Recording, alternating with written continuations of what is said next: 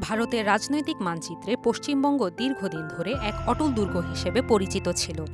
প্রথমে বামফ্রন্টের ৩৪ বছরের শাসন, এরপর মমতা বন্দ্যোপাধ্যায়ের নেতৃত্বে তৃণমূল কংগ্রেসের প্রায় ১.৫ দশকের আধিপত্য। সব মিলিয়ে এই রাজ্যে ক্ষমতার পরিবর্তন ছিল খুবই বিরল। কিন্তু সাম্প্রতিক নির্বাচনে সেই রাজনৈতিক সমীকরণ বদলে দিয়েছে ভারতীয় জনতা পার্টি বা বিজেপি। এখন প্রশ্ন উঠছে, এই জয় কিভাবে সম্ভব হলো আর কোথায় ভুল করল তৃণমূল? তবে বিজেপির এই উত্থান কোনো আকস্মিক ঘটনা নয়, বরং এটি প্রায় ১ দশকের পরিকল্পিত রাজনৈতিক কৌশলের ফল। ধীরে ধীরে দলটি তাদের ভোট শেয়ার প্রায় ৩৯% থেকে বাড়িয়ে ৪৪%-এরও বেশি করেছে। এই ধাপে ধাপে বাড়তে থাকা ভোটই শেষ পর্যন্ত জয়ের নির্ধারক শক্তি হয়ে দাঁড়ায়। এছাড়া পশ্চিমবঙ্গের ভোট রাজনীতিতে শহর-গ্রাম বিভাজন এবং রাজনৈতিক মেরুকরণও বড় ভূমিকা রেখেছে। মুসলিম জনগোষ্ঠীর বড় অংশ গ্রামীণ এলাকায় বসবাস করে, আর এই সামাজিক বাস্তবতা ভোটের সমীকরণে গুরুত্বপূর্ণ প্রভাব ফেলে।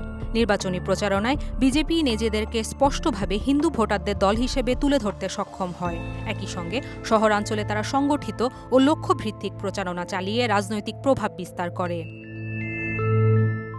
অন্যদিকে তৃণমূল কংগ্রেসের শক্তি ছিল তাদের বিস্তৃত গ্রামীণ নেটওয়ার্ক এবং মুখ্যমন্ত্রী মমতা বন্দ্যোপাধ্যায়ের ব্যক্তিগত জনপ্রিয়তা। কিন্তু সময়ের সঙ্গে সঙ্গে সেই সংগঠনগত কাঠামোতে দুর্বলতা দেখা দিতে শুরু করে। তৃণমূল ভোটারদের জন্য নতুন কোনো শক্তিশালী বার্তা তৈরি করতে ব্যর্থ হয়েছে। অর্থনৈতিক প্রত্যাশা পূরণ না হওয়া এবং দীর্ঘ শাসনের কারণে তৈরি হওয়া রাজনৈতিক ক্লান্তিও তাদের বিপক্ষে কাজ করেছে। এই শূন্যতাকে কাজে লাগিয়ে বিজেপি পরিবর্তনের রাজনীতি সামনে আনে, যা ভোটারদের মধ্যে বড় প্রভাব ফেলে। পশ্চিমবঙ্গের এই ফলাফল শুধু একটি নির্বাচনী জয় নয়, বরং এটি দীর্ঘমেয়াদী ধর্মীয় মেরুকরণ এবং শাসন বিরোধী মনোভাবের মিলিত ফলাফল। আগামী ৯ মে শপথ নেবে বিজেপি রাজ্য সরকার। অন্যদিকে ক্ষমতা না ছাড়ার ঘোষণা দিয়েছেন মমতা বন্দ্যোপাধ্যায়। এ নিয়ে কলকাতার রাজনৈতিক অঙ্গনে এক বড় ধরনের উত্তেজনা বিরাজ করছে। উমে ওয়াসেকা, দেশ রূপান্তর।